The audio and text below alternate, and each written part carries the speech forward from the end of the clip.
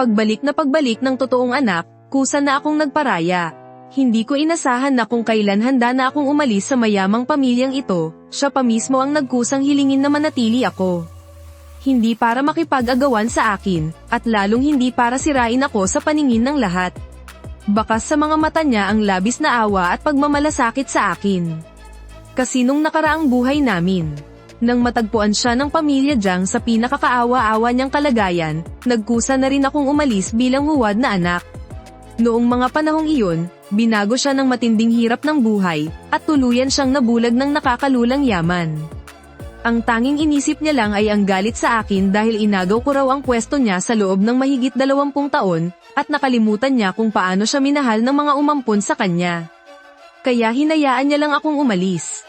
At habang naghihirap ako at paulit-ulit na nabibigo sa pag-aartista para lang makaraos. Habang tinitiis ko ang lahat ng pang-iinsulto, siya naman, nagpapakasarap sa piling ni Jia Qingguo, ang babaeng ipinalit sa kasunduan ng kasal. Nang tulungan ako ni Xia Tian ng Shengxi Group at mag-umpisa palang bumangon ang career ko. Dahil sa pagiging bulag niya sa pag-ibig, tuluyan siyang nauto at sinira ng walang hiyang si Jia Qingguo, hanggang sa bumagsak ang pamilya niya. At kahit siya ay hindi nakatakas sa kamatayan, puno ng puot ang puso niya. Pero pagkamatay niya, naging isang ligaw na kaluluwa na lang siya.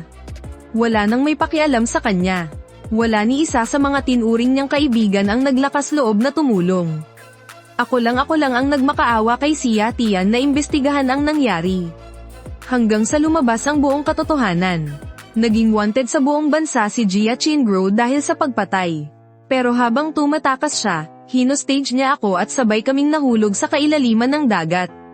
Ikakasal na sana ako, nandyan na sana ang kaligayahan ko. Pero dahil sa pakikialam ko, tuluyan kaming pinaghiwalay ng kamatayan ng taong mahal ko. At siya, bilang isang kaluluwa, wala siyang nagawa kundi panoorin akong lumubog sa madilim na dagat. Nang mga oras na iyon isinumpa niya ng todo si Jia Qingguo. Pero mas isinumpa niya ang sarili niya. Galit na galit siya sa katangahan niya na nandami sa lahat. Pero wala siyang magawa, pinanood niya lang ang malamig at namamagang bangkay ko mula sa pagkakalubog sa dagat. Pinanood niya si Xia Tian, na sobrang selosa sa kalinisan, na mahigpit na yakap-yakap ang nawasak kong katawan at walang sino man ang pinayagang lumapit.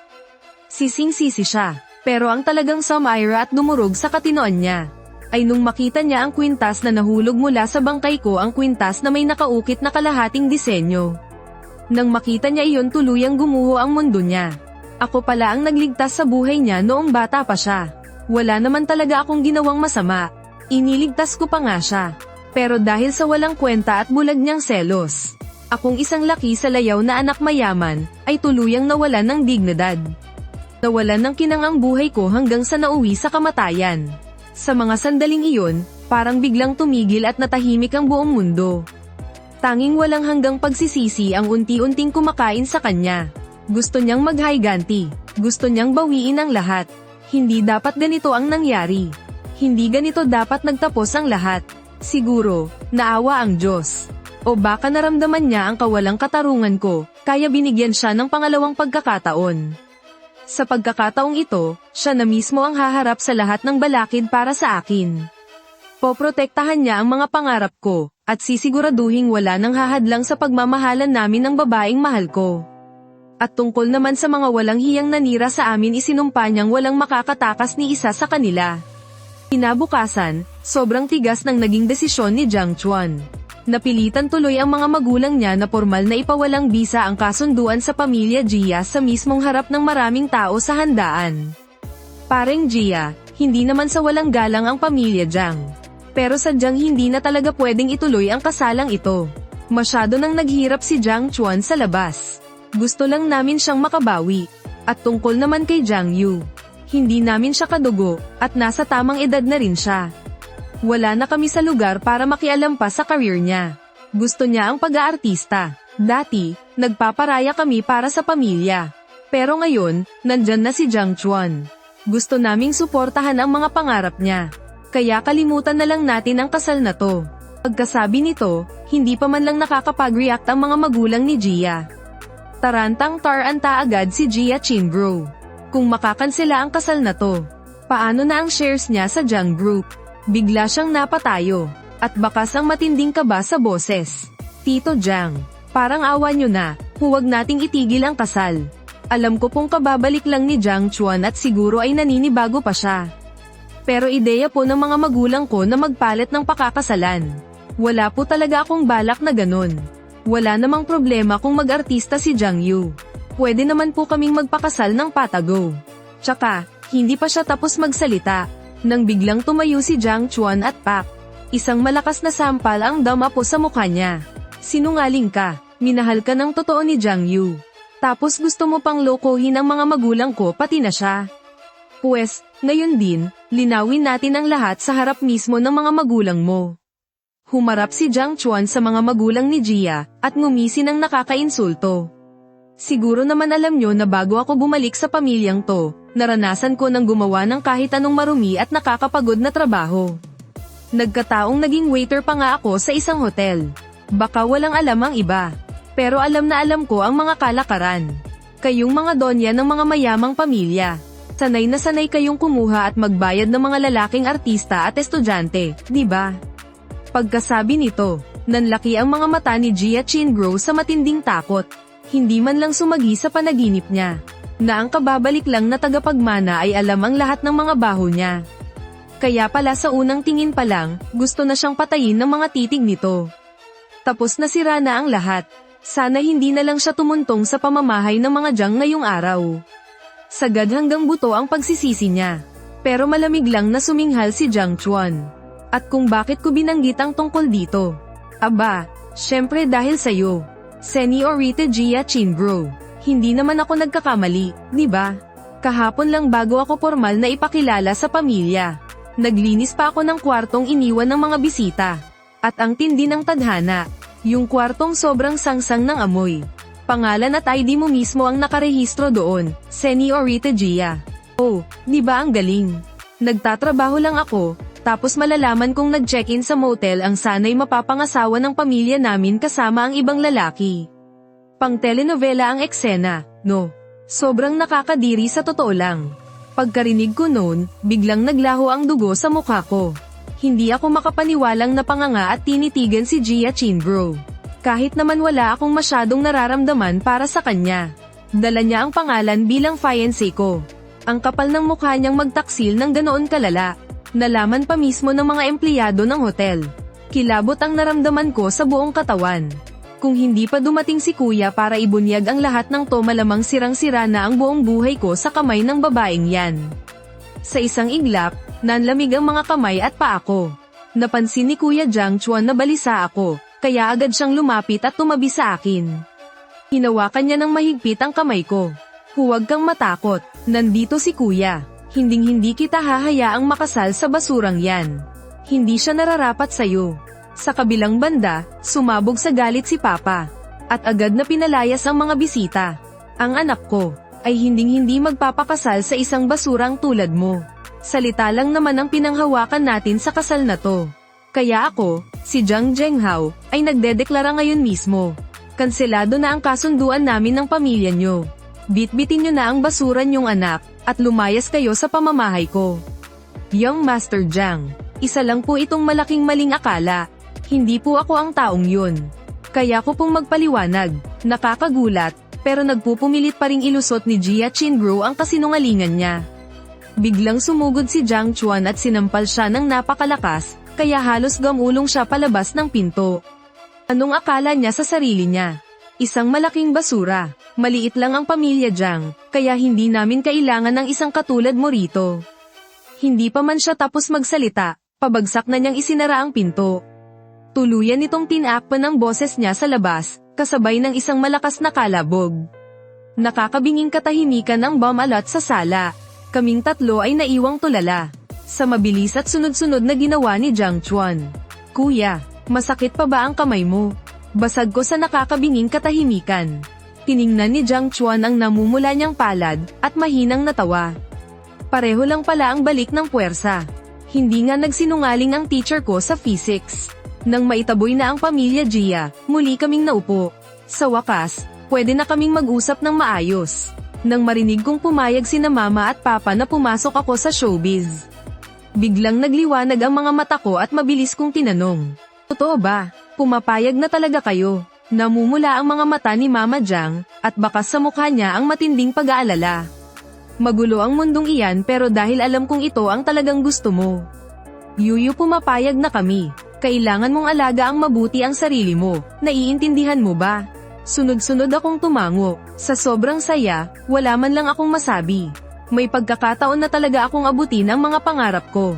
Nang makita ni Kuya ang pag-aalala sa mukha ni Mama, hinawakan ni Jiang Chuan ang kamay niya, at malambing siyang inalo. Ma, wag na po kayong masyadong mag-alala kay Yuyu. Nandito ang pamilya Jiang para suportahan siya. Sinong maglalakas loob na galawin siya? Hindi siya pwedeng apihin ng kahit sino sa industriyang iyan, sabi ni Jiang Chuan. Sabay kindat sa akin, at nakuha ko agad ang ibig niyang sabihin. Seryoso akong nangako kay Mama. Ma, tama po si Kuya. Hanggat nandyan kayo, wala akong dapat ikatakot.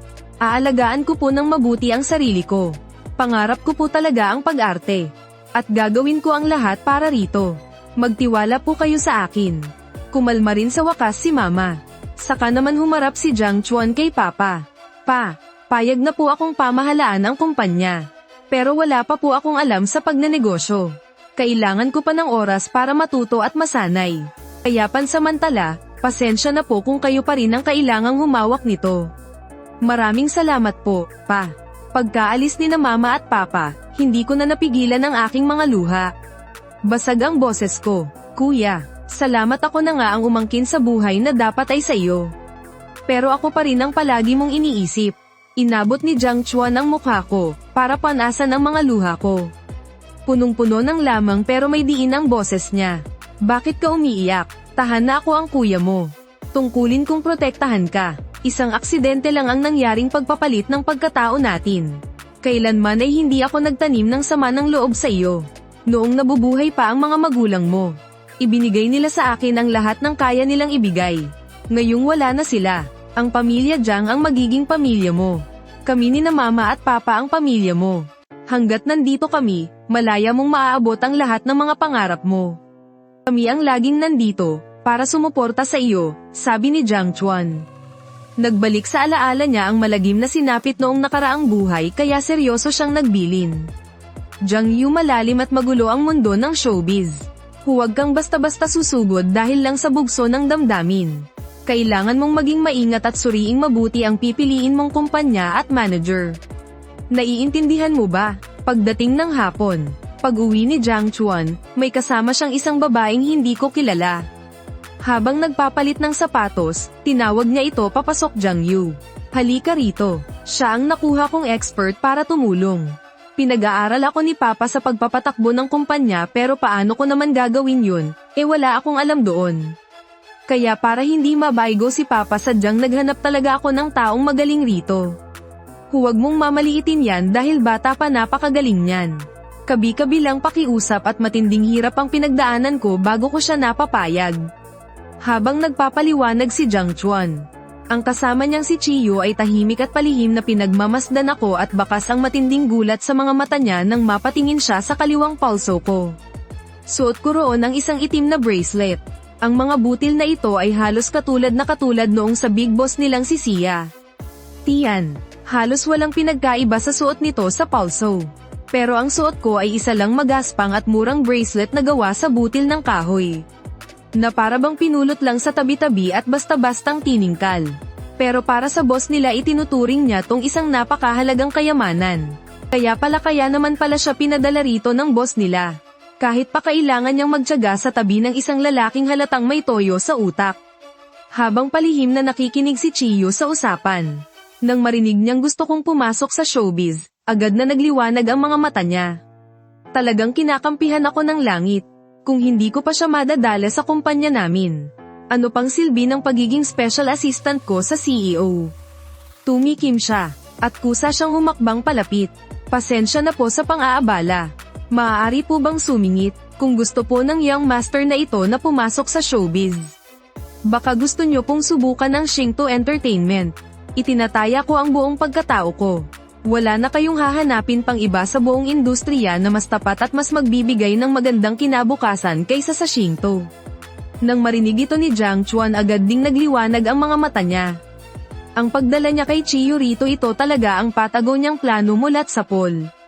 May kasabihan nga sa showbiz kapag nakapasok ka sa Shinto. Basta huwag ka lang gagawa ng kabalbalan, siguradong sisikat ka. At ang pinakamahalaga sa lahat, ang Shinto ay isang subsidiary ng Shengshi Group. At ang tagapagmana ng Shengshi ay walang iba kundi si Xia Tian. Kung makakapasok siya sa Shinto siguradong magiging napakaliwanag ng kinabukasan niya. Sa pag-iisip nito nagniningning ang mga matang tumingin si Jiang Chuan kay Chiyu. Special Assistant Chi, tingnan mo naman ang mga katangian ng aming si Yuyu. Napakagwapo at maganda ang tindig. At simula pa pagkabata batak na siya sa iba't ibang talento. Double degree pa siya sa finance at acting. At lahat ng major subjects niya, laging uno at perfect score. Kung papasok siya sa showbiz siguradong sisikat siya sa buong bansa. Sa tingin mo mahihirapan ba siyang makapasok sa Shinto? Sa harap ng kanyang nananabik na tingin. Medyo naiilang na nag-iwas ng tingin si Chiyu. Tatawagan ko muna po ang boss namin para magpaalam at humingi ng direktiba. Pagkasabi nito tumalikod siya at pumunta sa isang sulok para i-report ang sitwasyon. Matagal na naging tahimik ang kabilang linya sa sobrang tagal, inakala ni Chiyu na naputol na ang tawag. At sakalang narinig ang malalim na boses ni Xia Tian, ang pagpasok sa showbiz sarili ba niyang kagustuhan yan? O plano at utos lang ni Jiang Chuan at ng pamilya Jiang? Nang marinig ito ni Chiyu, palihim siyang sumulyap sa amin na nag-uusap ng mahina hindi kalayuan. Nang makita niya ang kislap sa aking mga mata, kalmado siyang sumagot, sarili pong kagustuhan ni Young Master Jiang Yu. Papasukin mo siya, si Chen Chen na ang baalang humawak sa kanya. Ibigay mo sa kanya ang mga proyekto ayon sa standard ng isang baguhan. Ayaw niyang gumagamit ng koneksyon para lang sumikat. Hayaan mong umakyat siya gamit ang sarili niyang kakayahan, pero tandaan mo itong sasabihin ko. Akin si Jiang Yu. Huwag na huwag mong hahayaang madumihan ang paningin niya sa mga kalokohan at dumi sa industriyang ito. Pasusunod po, boss. Binaba ni Chiyu ang tawag. Sumili ang isang makahulugan at nakakalokong ngiti sa labi niya. Sabi na nga ba, tama ang hinala ko. Siguradong siya ang inosenteng baby boy ng boss natin. Hehe, may panangga na ako mula ngayon. Mabuhay ang future asawa ng boss. Agad siyang nagsuot ng propesyonal ng ngiti at naglakad palapit sa amin. Young Master Jiang Yu, pumayag na po ang boss namin. Kailan po kayo may oras? Para masamahan ko na kayo sa opisina para pumirma ng kontrata. Mas maaga tayong makakapirma, mas maaga rin nating maayos ang mga projects mo. Pagkarinig ko niyan, mabilis pa sa 4:00 akong napatayo. Kahit ngayon din, sa loob ng conference room ng Shinto, naiwan kaming dalawa ni Chen Chen. Magalang akong tumayo, at unang nag-abot ng kamay. Hello po, Miss Chen. Ako nga pala si Jiang Yu. Magiging magka-partner na tayo mula ngayon. Sana po ay maturuan niyo ako. Ang boses ko ang nagpabalik sa wisyo ni Chen Chen mula sa pagkakabighani niya sa akin. Hinawakan niya ang kamay ko, habang lihim na nagmumura sa isip, putik, ang galing talagang pumili ng tao ng batang si Xia Tian. Sa itsura ko pa lang, alam na niyang napakalayo ng mararating ko. Plano na sana niyang tumigil sa paghawak ng mga bagong artista, pero nang makita niya ang matamis kong ngiti, muling nag-alabang na nahimik niyang puso. Napakagandang potensyal nito. Kung magsisipag lang ito, kumpiyansa siyang mapaparating niya ako sa trono ng pagiging best actor sa telebisyon at pelikula. At madadala pa niya sa international scene. Sinong top manager ba ang walang ganitong pangarap, di ba? Hindi na siya pwedeng maging tamad. Kailangan niyang makipagpatayan para makakuha ng magagandang projects. Pasisikatin niya ang batang ito bilang isang international superstar para balang araw, hindi na siya kayang abutin ni Xia Tian. Nang maisip iyon, nagpakita siya ng isang perpektong propesyonal na ngiti. Naihanda ko na ang mga script mo. Pwede mo nang silipin. Ibinis ko yan sa profile mo, at espesyal ko yang pinili mula sa archive ng kumpanya para lang sa'yo. Pagkarinig ko niyan, bigla akong na-excite at agad na kinuha ang script para basahin. Pero nang baklatin ko ang pahina ng mga karakter, biglang naging seryoso ang mukha ni Chen Chen. Jiang Yu, kailangan mong seryosohin ang series na ito. Ayos lang na kaunti ang eksena mo sa unang palabas mo, pero kailangang tumatak ka sa masa. Dapat sa isang tingin pa lang, maalala ka na agad ng mga manunood. At ang bawat karakter sa script na yan ay talagang kapansin-pansin. Kahit sino pa ang gampanan mo dyan, siguradong mag-iiwan ka ng malalim na marka sa mga tao. Iyan ang pinakamahalaga mong misyon ngayon. Naiintindihan mo ba? Pagkatapos niyang magsalita, may napili na ako agad sa isip ko. Iniangat ko ang tingin ko para salubungin ang mga mata niya at sa isang determinadong boses ay sinabing, Ate Chen, nakuha ko ang gusto mong mangyari. Tatanggapin ko ang script na ito pero may gusto lang sana akong itanong. Para sa iyo anong karakter ang pinakababagay sa akin? Halatang natigilan si Chen Chen sa tanong ko. Hindi niya inaasahan na ibabalik ko sa kanya ang tanong. Siguro ang akala niya ay 100% kung pipiliin ang first love ng bida. Ang karakter na yun na si Qinglin saktong-sakto at parang ginawa talaga para sa akin. Pero dahil sa tanong ko, bigla siyang nagdalawang isip. Mabilis siyang nag-isip, pero ang pakiramdam niya talaga ay kay Qinglin ang pinakaligtas na desisyon. Nilaipat ko ang pahina ng script at direkta itong itinulak sa harapan niya. Ate Chen ito ang role na gusto kong gampanan. Bago ko nakita si Amiao, si Qinglin talaga ang unang choice ko. Pero yung karakter ni Amiao, yun talaga ang totoong tumatatak sa puso't isipan. Nanigas sa kinatatayuan si Chen Chen at nag-aalangang nagtanong. Jiang Yu ang ibig mong sabihin. Gusto mong gumanap bilang Amiao. Si Amiao ang pinakamahalagang bahagi sa buhay ng bidang babae, at siya ang pinakasikat na lalaking karakter sa nobela. Hindi ba siya yung dakilang pag-ibig na si Amiao na namatay para iligtas ang bida? Natahimik si Chen Chen. Grabe talaga ang mata niya sa pagpili. Pinakasikat si Amiao, pero ito rin ang pinakamapanganib. Nagsalita pa nga ang mga fans ng nobela na walang kahit sino sa showbiz ang kayang gumanap ng maayos sa role na ito. Pero nang tingnan niya ang walang makeup kong mukha, naisip niyang kapag inayusan na ako. Perpektong-perpekto ang aura ko para kay Amiao. Pero, sobrang lalim ng pagmamahal ng mga book fans kay Amiao kaya halos ituring na nila itong Diyos. Kaya siguradong sobrang higpit ng magiging standards nila sa gaganap. Kapag nagawa mo ng maayos, sisikat ka overnight. Kapag pumalpak ka, siguradong mababash ka hanggang mag-quit ka sa showbiz. Paborito pa naman siya ng boss. Kung sa unang project pa lang ay pumalpak na, paano na siya mabubuhay? Pero pinipilit niya talagang tahakin ang mapanganib na daang ito. Isang hakbang palangit, isang hakbang paimpyerno. Hindi niya talaga kayang sumugal. Nag-isip siya ng malalim. Teka lang ha, may tatawagan lang ako. Pagkasabi niyon, lumabas ng pinto si Chen Chen. Tinawagan niya si Xia Tian at maikli niyang ipinaliwanag ang sitwasyon. Pati na rin ang pros at cons ng dalawang karakter. Matagal na natahimik sa kabilang linya. Sobrang tagal na inakala niyang naputol na ang linya, hanggang sa dahan-daang nagsalita si Xia Tian. Sundin na lang natin ang gusto niya. Hayaan mong sumugal siya. Ako na ang bahala sa kanya mula rito. Sa susunod, kayo na ang mag-usap sa mga ganitong bagay.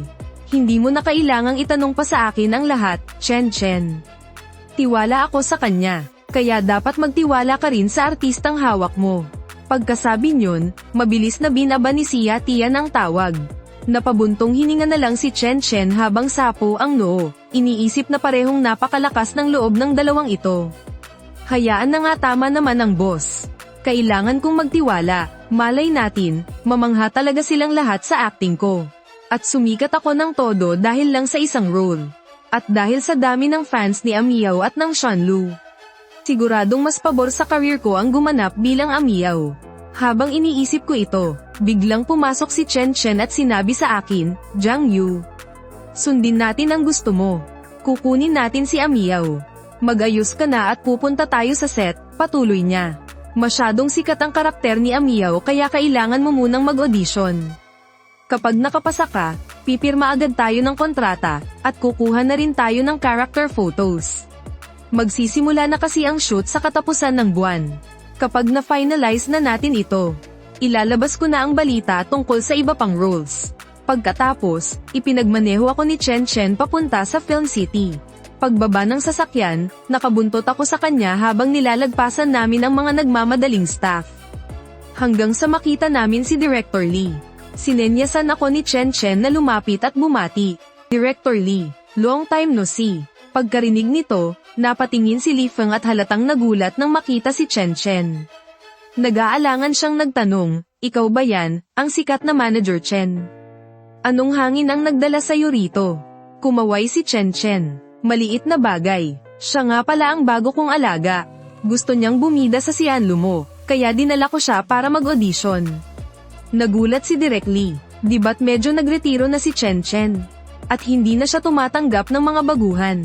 Bilang kasamahan sa industriya, may narinig din siyang ilang kwento kung bakit ayaw na ni Chen humawak ng mga baguhan. Sabi nila, trinaydor daw siya ng huling alaga niya. Sumikat gamit ang mga koneksyon ni Chen, tapos ay lumipat din agad sa iba. Naging sobrang pangit ng gulo na yun. Kahit hindi naman nawala ang impluensya ni Chen, ay nakakahiya pa rin yun para sa kanya sa Shinto Company. Mula noon, kumalat sa industriya na naghugas kamay na si Chen at hindi nahahawak ng kahit sino. Hindi niya inaasahan na makalipas lang ang ilang panahon. Heto si Chen at personal pang nagdala ng mag-audition. Lumapit si Direk Lee kay Chen. Chen, di ba ang sabi mo ayaw mo na sa mga baguhan? Seryoso ang tingin ni Chen. Yan talaga ang plano ko noong una. Pero iba siya. Siya na lang ang nag-iisang aalagaan ko mula ngayon. At sasamahan ko siyang tuparin ang mga pangarap niya. Tinapak ni Direk Lee ang balikat niya. Sige, good luck sa inyo. Sabi niya habang sumusulyap sa direksyon ko. Maganda ang forma at aura niya. Sigurado akong mag-audition siya para kay Chinlin, tama? Naku naman, Chen. Ikaw pa ba? Syempre tiwala ako sa mga dinadala mo rito. Kayang-kaya niyang gampanan ang role ni Chinlin, sobra-sobra pa nga eh. Ba't kailangan pa ng audition? Pirmahan na agad ng kontrata yan. Mamaya ay kukuhanan ko siya ng photos para sa costume, sisiguraduhin kung hindi masasayang ang pagpunta nyo. Napasimangot si Chen. Pwede bang